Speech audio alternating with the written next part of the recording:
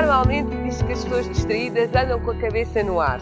Pois bem, em Coruche vale a pena dar com a cabeça no ar para poder contemplar a beleza que está à vista de todos nós, desde a riqueza da lesíria do Rio Sorraia, temos a nossa presença, desde a beleza que esta vila nos oferece, que é tanta imensa.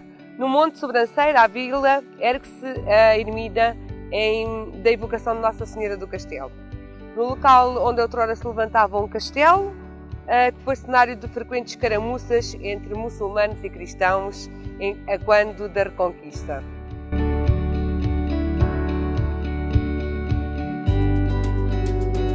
A entrada a sul da vila, sede do concelho, faz-se por 7 pontes em apenas 3 km, numa experiência única de cor entre o amarelo e o vermelho escuro sobre o Rio Sorraia. O nosso concelho, o Concelho de Coruche, é o 10º maior concelho do nosso país, isto é, em termos de área territorial, temos 1.114 km², o que significa uma grande área territorial. O que será Coruche? Sabe porquê? Pois é, isto é a lógica do ignorante, ao fim e ao cabo, que é o seguinte: há séculos isto foi habitado pelos mouros, não é? Povos do norte da África, muçulmanos, não é? E depois deixaram muita coisa, incluindo o vocabulário dos usos e costumes. Mas que é uma coisa que é de saber, o nome de grande parte das populações portuguesas, sobretudo do sul, começam por Alpiaça, Alvarim, etc. Tudo por aí. Coruche porquê? Isto não faz sentido. Eu acho que será, talvez uma lenda, não estou a ver Afonso Henriques chegar aqui e ver muitas corujas. Para mim a tese que faz mais sentido é a tese de Coruchel, Coruche, Coruto, sítio alto. Portanto, eu acho que Coruche nasce ali do monte. Mas, segundo aqui o brasão da Vila de Coruche, vem de coruja. Coruja, de haver aqui muitas corujas. Obviamente que a documentação histórica aponta nesse sentido, isto é, que o nome de Coruche está associado às 2 corujas que estavam em cima do pinheiro e que quando a visita do rei, as tais corujas foram sugestivas para a nomeação deste nome para a Vila de Coruche. Não é científico que corresponde efetivamente a essa verdade, até porque há outros que nos apontam para outros caminhos relativamente a este topónimo de Coruche. Foi deste mesmo sítio que Dom Afonso Henriques vigiava os seus oponentes, os mouros, e foi deste mesmo sítio que outrora já lhes serviu de lar. Tanto a este povo muçulmano como a muitas outras povoações. Estima-se que a presença humana em Coruche existe desde a época paleolítica, testemunhada pelos inúmeros vestígios arqueológicos encontrados no Vale do Sorraia. Depois disso, seguiu-se o povo romano, que utilizava o Rio Sorraia como um meio de trocas comerciais e uma forte via de comunicação para este grandioso império. Foi depois que o povo muçulmano se estabeleceu nestas terras, Coruche, dada a sua posição geográfica, assumia uma posição estratégica entre as atuais cidades de Santarém e Évora. Aquilo servia mais ou menos de posto avançado de sinalização, mais ou menos, por causa, estava aqui no triângulo entre Évora, Lisboa e Santarém. Portanto, e os mouros, isto aqui era propriamente a fronteira, por isso é que isto foi arrasado várias vezes, porque isto estava mais ou menos na fronteira entre a zona árabe e a zona cristã. Está escrito e tem essa lógica, não é? A questão de Coruche, acho que há séculos, não é? Há tempos imemoriais, digamos, quase podemos dizer isso, que pela sua configuração, eu digo o morro, tem todo jeito de ser de facto, de ser passado por ali, estava sido construída uma fortaleza, não é? Digamos este nome, mas uma fortaleza talvez mais um aspecto vigilante para defender esta parte do país, Santarém, por exemplo, etc. Não é? Porque o que seria, porque de facto tem uma vista extraordinária. Permite, de facto, observar que vem da esquerda, da direita, etc. Praticamente quase todo o coisa. E vem dos tempos, para passar por aqui tantos povos, que ainda há tanto quanto esse era, uma prova concreta que foi o primeiro, digamos, isto é, o aspecto de ter construído o fortaleza que nós hoje chamamos de castelo. Portanto, até dizem que foi o Dom Afonso Henriques que deu a imagem que venera a Nossa Senhora do Castelo, tanto está tudo relacionado com o Dom Afonso Henriques, na altura da Reconquista. E o castelo, como aqui não havia muita pedra, era à base de taipa, tijolos, materiais aqui da zona, portanto. E aquilo era facilmente arrasado. Portanto, isto aqui era de certa maneira difícil as pessoas viverem aqui, nesta zona, era um sufoco. Portanto, e por isso é que também há uma certa a Nossa Senhora tem uma certa importância aqui, precisamente por causa de alguns ditos milagres. Coruche foi posteriormente entregue por Dom Afonso Henriques à Ordem de Avis e em 1181 foi concedido aos moradores a Carta de Foral. Com o passar dos anos, o castelo desapareceu e no seu lugar foi constituída uma ermida, a ermida de Nossa Senhora do Castelo, que sofreu ao longo dos anos, como é visível aos nossos olhos, várias restaurações, apresentando-se hoje airosa e atraente, com o seu pequeno templo e torre, debruados a azul ferrete, próprio da nossa região. Construída numa época de guerras, as famílias agarravam-se muito à sua fé. Quando um filho partia para a guerra, tremenda era a preocupação e a dor, e muito era o chamamento em que se apelava à ajuda divina. Coruche deu muita gente à Guerra do Ultramar, quase todos passaram por isso. É também um facto histórico e inevitável aqui na nossa região, e por isso o povo apegava-se queridamente à fé, como forma até de suportar a dor e a preocupação. Recorda-me que as mães dos rapazes da minha geração e raparigas da minha geração tinham este hábito e esta tradição, de facto, de fazerem promessas à Nossa Senhora. Eram promessas, às vezes, que nem eram por nós próprios, eram por terceiros. Eu recordo-me que, na circunstância, a minha promessa, não perguntei à minha mãe por que razão é que foi a minha promessa, mas sei que ela fez algumas promessas por um tio meu que estava no ultramar. Estamos a falar de um período onde existia a guerra do ultramar, nas nossas ex-colónias, e muitas dos devotos da Nossa Senhora também o eram por este motivo, isto era, porque tinham familiares que estavam na guerra e, portanto, faziam estas promessas à Nossa Senhora, que se eles voltassem, cumpririam com essas promessas. Tanto assim é que no castelo, na ermida do castelo, da Igreja Nossa Senhora do Castelo, há uma sala que está repleta de fotografias de militares que tiveram nas ex-colónias e, portanto, tinha este poder.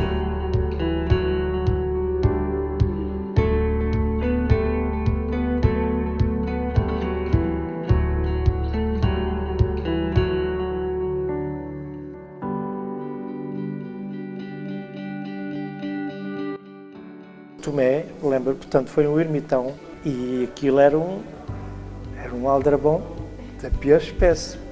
Ele dizia que tinha um trabalho danado quando iam lá os fiéis, porque durante a noite o menino desaparecia, parecia todo sujo e tinha um trabalho a lavá-lo. E depois dizia às pessoas para não porem as ofertas, as promessas dentro lá do mielheiro, punham para porem ao pé dos pés da Santa, porque mais facilmente a Santa lhes concedia uma graça. E ele depois fazia o rebanho, só deixava lá uns pretecitos. E depois disse que o Dom Afonso Henriques, quando foi para ir conquistar Évora, se perdeu. e que Nossa Senhora lhe apareceu aqui na zona do castelo a Dom Afonso Henriques e que disse assim: Dom Afonso, eu vou-te mandar uma coruja a ensinar-te o caminho. E o Dom Afonso Henriques partiu para Évora e a coruja foi sempre a acompanhá-lo, sempre o caminho todo a ensinar o caminho até Évora para ele não se perder. E por causa dessa graça, que o Dom Afonso Henriques mandou construir a capelinha e ofereceu uma imagem da Nossa Senhora aqui para vigorar no castelo. E depois mais tarde, destruíram o castelo e a igreja manteve-se intacta. Desde o século XII ao século XX, a Virgem Maria não mudou. Mudou sim o Menino Jesus, que antes se situava no colo da Santa. Agora encontra-se a seu lado, em pé. Esta mudança representa o crescimento, porque todos os meninos crescem. Todos os anos, no dia 15 de agosto, Nossa Senhora e o Menino Jesus saem à rua, numa procissão que envolve todo o povo coroxense e outros religiosos que admiram esta padroeira. Nossa Senhora muda muita vez de fatos porque Nossa Senhora tem muitos fatos, tem um roupeiro cheio de fatos. E então, de vez em quando, muda-se de fato para Nossa Senhora poder usar todos, porque os fatos que Nossa Senhora tem foram todos oferecidos por promessa. Este fato azul que Nossa Senhora tem agora foi uma senhora de cruz que foi para o Luxemburgo e prometeu, se conseguisse adaptar-se e aprender a língua no Luxemburgo e conseguir lá ficar a trabalhar, oferecia um fato a Nossa Senhora. Aquele fato é bordado a ouro, que só se veste no dia 14 à noite, tira-se no dia 15, assim que acabar a procissão, fecha-se a igreja, tira-se tudo o que for objetos religiosos, porque Nossa Senhora tem carradas de cordões e fios e alfinetes, e então são coisas muito antigas, muito valiosas. Assim que acaba a procissão, fechamos a igreja, tiramos isso tudo da Nossa Senhora. O fato diz que se foi oferecido por Dona Maria, mas não se tem a certeza se foi Dona Maria I, se foi Dona Maria II.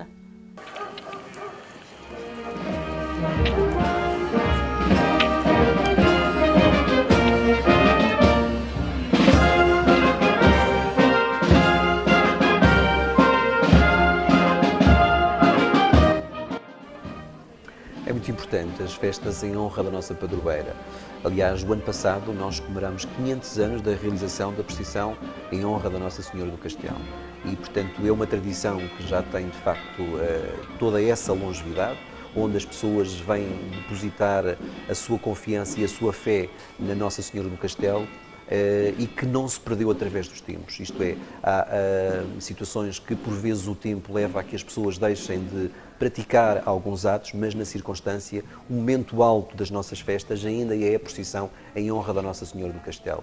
E todos nós, os coroxenses, têm os registros de quando se vestiam de anjinhos para pagar uma promessa, às vezes não por eles próprios, mas por outra interposta pessoa. Temos todos esses registros, temos o registro da vila engalanada, as varandas com as colchas ou com as mantas estendidas para fazer passar a procissão, os registros da banda, da música que acompanha sempre a procissão, ou dos bombeiros ou da GNR, e portanto acaba por ser um dos momentos mais altos das nossas festas, é o momento da procissão, porque é um momento de união também, é um momento de união não só em torno dos coroxenses, mas também das pessoas e das populações aqui à volta, porque não são só a Nossa Senhora do Castelo, não representa só para as pessoas de Coruche esta ligação a Deus e esta ligação à religião, mas também às pessoas dos concelhos próximos, como Almeirim, como Salvaterra, que têm esta tradição de todos os anos virem à procissão em honra da Nossa Senhora, que se tem mantido e que tem rasgado ano após ano, cada vez trazendo de facto mais pessoas. Antigamente vinha muita gente de Almeirim, acampavam aí nos arredores e estavam os dias todos da festa acampados. Vinham nas carrocinhas, ficavam ali no Olival aqueles dias todos da festa. Agora, como já tem carros, também já há menos gente a vir à igreja. Vão e vêm. Muita gente faz promessas aqui, tanto mais de Almeirim, mas de Salvaterra e de Marinhá, mesmo agora fora das festas. onde cumprem muitas promessas com estas imagens de cera, ou têm um animal doente, ou tiveram eles próprios doentes, ou tiveram alguém de família, e compram imagens de cera, oferecem a Nossa Senhora e deixam lá na igreja. Em que compram aqui as velinhas, depois põem ali a arder por algum motivo que tiveram, que ofereceram a Nossa Senhora velas em agradecimento, ou àquilo que pediram e tiveram graças.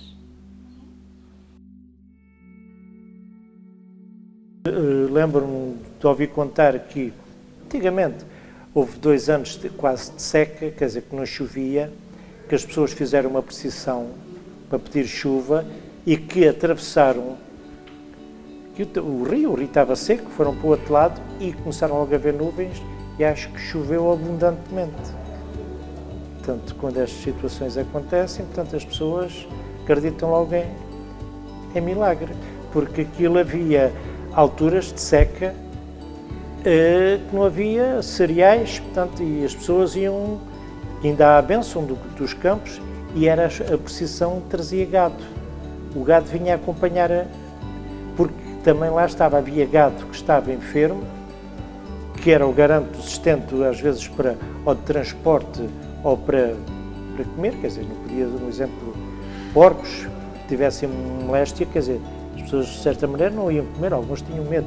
Portanto, e vinha na procissão uma vaca para dar leite e carne, vinha na procissão cheia de fitas, e os cavalos, mulas, burros, vinham na parte traseira da procissão, precisamente porque as pessoas...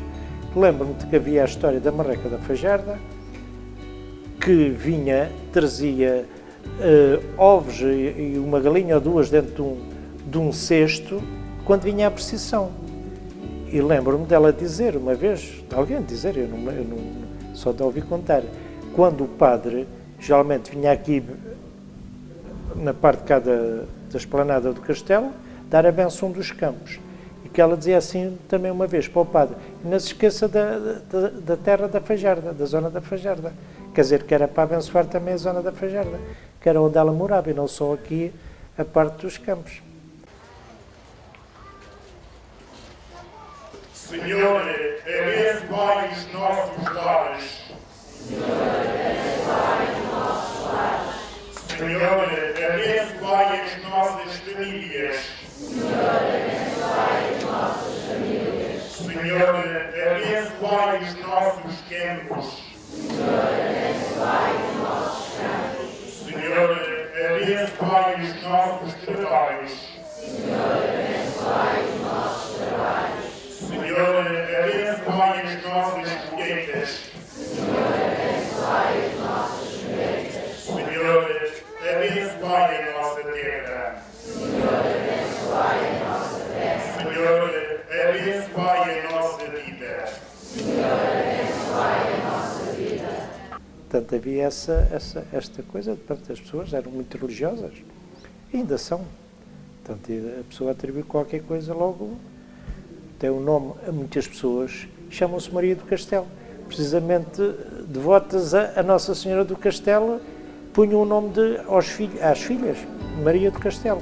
No nosso mini museu existia uma balança muito antiga, que está agora no Museu da Câmara Municipal, que há de vir para cima novamente, que era, antigamente, as pessoas quando faziam searas e diziam, se a minha seara correr bem, ofereço um X de cereais a Nossa Senhora. E então, quando os cereais corriam como as pessoas queriam, pegavam nos cereais e ofereciam a Nossa Senhora, que eram pesados naquela balança, pois eram oferecidos às misericórdias. No entanto, as festas, como as conhecemos, existem há apenas 40 anos. Pois é, apenas 40 anos, quem diria, não é? Deixando de ser uma festa exclusivamente religiosa para dar lugar à junção e à parte profana também, na qual se englobam as representações comerciais e industriais, onde imperam os espetáculos musicais, as touradas, as largadas de touros, as exposições, provas desportivas, enfim, uma panóplia de espetáculos agradáveis à vista e onde se mistura de facto o religioso com o profano, culminando no cortejo etnográfico e do trabalho que que traz já milhares de pessoas a visitarem Coruche no dia 17 de agosto, na altura das festas em honra de Nossa Senhora do Castelo.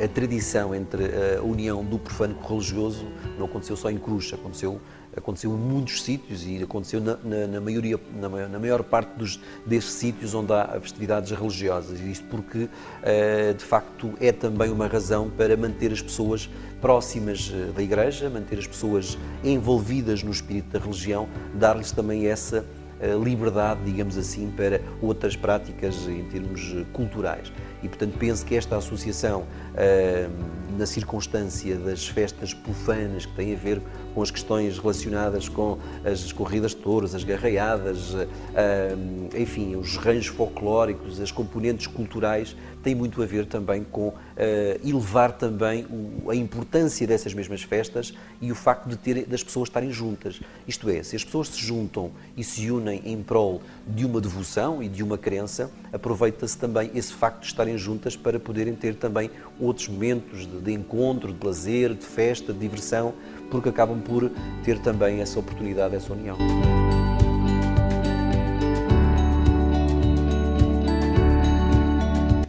Portanto, aquilo que eu sei foi o cortejo, o primeiro cortejo a haver aqui em Coruche foi em 1946 e foi através do Sr.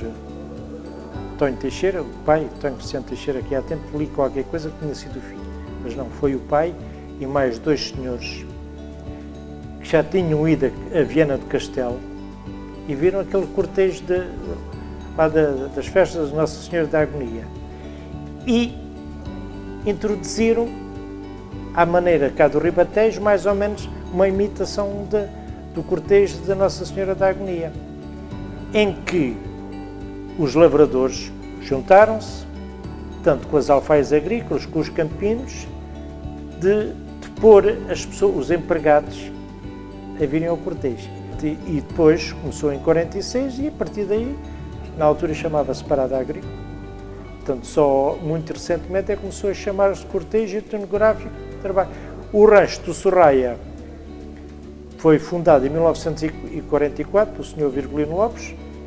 Depois, mais tarde, surgiu outro rancho, já com o apoio da Casa do Povo, e depois começaram a aparecer outros ranchos, portanto, que foi dar uma certa beleza, uma certa etnografia àquilo, porque na altura aquilo geralmente era, um exemplo, o Visconde de Monte Barca tinha vinhas, vinham as senhoras com aquelas coisas de apanhar a uva, depois tinham coisa dos cereais, vinham os carros de bois com os cereais em cima, com alguma alfaia agrícola, tanto ceifeiras do arroz, mondadeiras, com aquelas roupas que usavam na altura, tanto e aquilo, pouco e pouco, foi progredindo.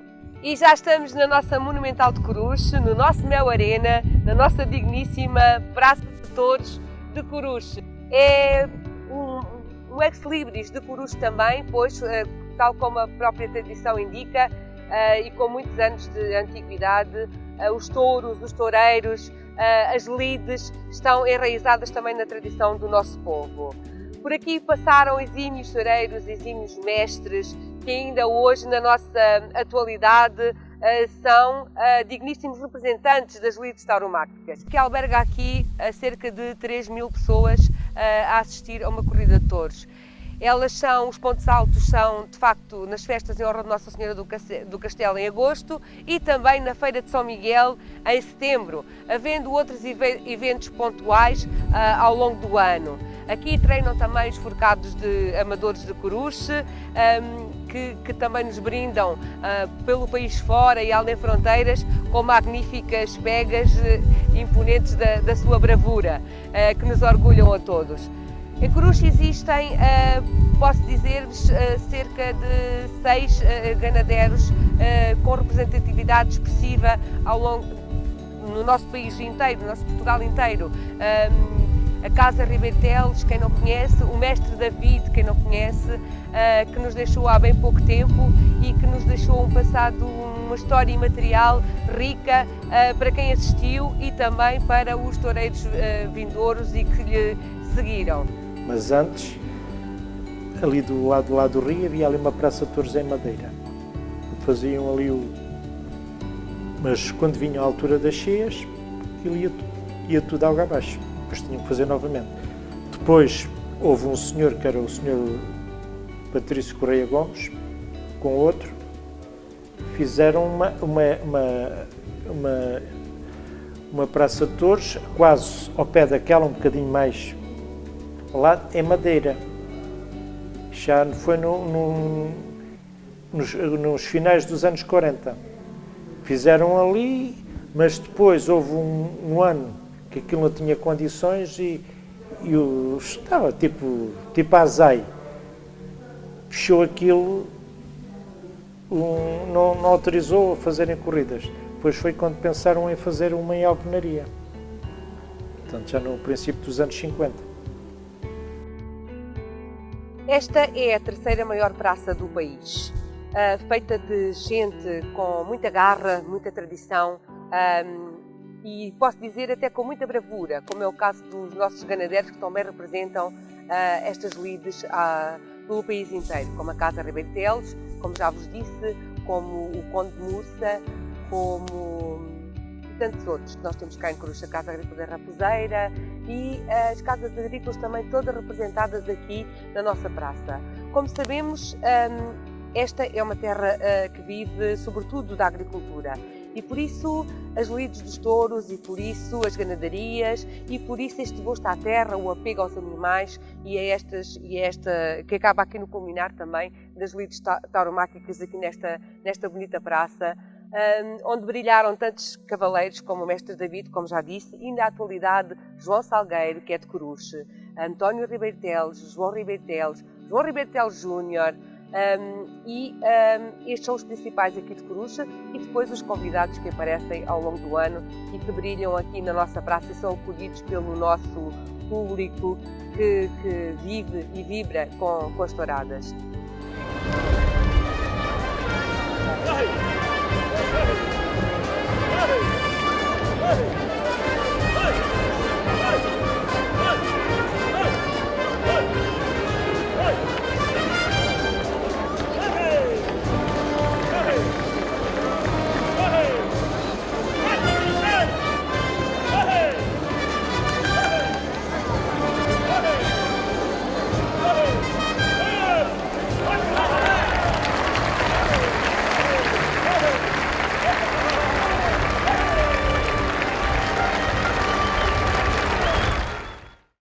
Homens e mulheres, com uma vincada presença na nossa sociedade, como diz os factos históricos, são um facto e são patentes, tinham uma diferença abismal na sua forma de vestir e de trajar.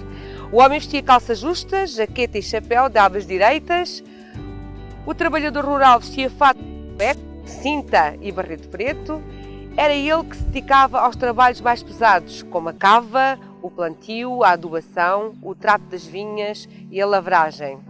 O campino, ex-libris da Lesíria, ainda hoje, em dias festivos ou de gala, vestia camisa branca de coloreta de frentes e frentes bordadas, colete encarnado bordado a preto, calção de veludinho roxo ou verde escuro, meia branca de renda, sapato de prateleira, cinta e barrete verde que ainda hoje o caracterizam e tão bem. A mulher vestia 3 saias, sendo a de baixo de ganga, que era muitas vezes juntavam a parte de trás à parte da frente, juntas com alfinetes, de modo a transformá-la numa cerola, para poder não ficar descomposta quando levantasse as 2 saias seguintes, para poder mudar o arroz ou na própria ceifa, para estarem mais à vontade e para as saias não roçarem o mato e o chão. As suas blusas de trabalho eram sempre de tom mais escuro. Porquê? Para proteger, para não se notar que estavam sujas pelo pó do trabalho do campo, e sempre um avental que as caracterizava. O de trabalho também sempre em tons mais escuro e mais singelo, com poucos bordados. Sempre que saía ao domingo para ir à missa, ou sempre que chegava a casa e fazia a sua higiene e ia à loja mais próxima comprar algumas coisas para a sua janta ou o que fosse, ela vestia um avental mais bonito, bordado, eventualmente um lenço, trocava de lenço, também um lenço de festa que estava mais guardado em casa e, como que assim dizer, arranjava-se de forma melhor. No campo também se usava um chapéu sempre, era imperativo, como forma de as proteger do sol. Nos pés, uns tamancos. E usavam sempre, como nós usamos hoje as nossas carteiras, as nossas malas, um talego bordado a ponto cruz. A tradição ainda sobrevive, relatada às novas gerações através de vários ranchos folclóricos da região. Mas Coruche não é só terra de tradições e cultura, é também terra de inovações. Com a realização da Feira Internacional da Cortiça, a FICOR, que se realiza anualmente. A charneca cruxense é constituída em grande parte por montado de sobro, o que torna Coruche a capital mundial da cortiça e o seu produtor número 1. É verdade. A FICOR é uma feira de atividades económicas que representa uma fileira, neste caso a fileira da cortiça associada ao amontado. Coruche, e tendo em conta a vasta área de montado que tem, autodenominamos como capital mundial da cortiça, porque efetivamente somos o concelho de Portugal que maior produção de cortiça tem, em termos florestais, e somos também um dos concelhos onde a transformação da cortiça tem de facto um nível muito elevado. Só para dar uma ideia e um exemplo, numa das unidades industriais do nosso concelho são produzidas mais de 5 milhões de rolhas por dia e, portanto, isto só para se perceber a dimensão do valor da transformação e do valor de negócio. É claramente que nós teríamos que evidenciar e puxar por esta nossa imagem de marca muito associada a este nosso património que é o montado. Até porque em Coruche, no Observatório do Sobreiro da Cortiça, está sediado o Centro de Competências do Sobreiro e da Cortiça, que congrega exatamente as universidades, os investigadores, as pessoas que no fundo se dedicam ao estudo destes problemas associados ao montado. E portanto esta é uma das vertentes da nossa feira, é de facto a vertente da resolução dos problemas da floresta, indo ao encontro daquilo que são as dificuldades dos produtores florestais, mas é também um momento de encontro para que nós tenhamos conhecimento daquilo que são as áreas de inovação, das novas aplicações da cortiça, aos vários níveis. Sabemos que a cortiça, por exemplo, foi aplicada num Space Shuttle para ir para o espaço. Sabemos que a cortiça é utilizada todos os dias em peças de vestuário, calçado, bijutaria e um sem número de coisas. Mas cada vez mais é utilizada em produtos variadíssimos, como pranchas de surf, como capacetes para poder andar de moto, enfim, um sem número de aplicações. E, portanto, a feira também tem esta capacidade de apresentar as inovações onde a cortiça tem, de facto, esta presença. Para além disso, a FICOR tem também uma componente gastronómica para que o montado não é só biodiversidade, não é só natureza, o montado é também oportunidade enquanto oportunidade de exploração e oportunidade de negócio. Estamos a falar dos frutos silvestres, estamos a falar do mel, estamos a falar dos cogumelos, dos espargos, de uma série de produtos autóctones que são produzidos no montado e que nós vamos ter numa tenda que designamos dos sabores do montado. Vamos ter esses expositores, vamos ter essas pessoas a comercializar esses produtos para darmos a conhecer que de facto o montado tem todo esse potencial económico ligado à produção da cortiça, potencial económico ligado ao agro-silvopastorício, portanto a criação de gado, mas também a criação de produtos naturais, produtos autóctones da nossa terra. Quando andava aí os Mouros, Benavente foi acossada também pelos sarracenos, uma altura. Foi acossada e estava a ser cercada pelos Mouros. E já a Santa de Nossa Senhora de Castelo já tinha uma certa auréola de fazer milagres e pediram a Santa Emprestada e a Cruz para os ajudar a fazer o milagre de Benavente não ser arrasada ou a ser saqueada pelos muros. E aqui acederam, e houve um milagre, não aconteceu nada em Benavente. Depois faltou a outra parte da promessa. Não quiseram entregar a santa, quiseram ficar com ela. Passado em um tempo, houve um milagre, a santa apareceu à extrema do concelho de Cruz com o de Benavente, mas apontada à cruz. Portanto, estava de costas para Benavente e de frente para a cruz. Os de Benavente viram a santa e viram que a vontade da santa era vir para a cruz. Entregaram a santa à cruz, mas com a promessa que tinham que fazer uma festa todos os anos a Nossa Senhora do Castelo. Assim que houvesse um ano que não fizessem essa festa, a santa faltava para Benavente.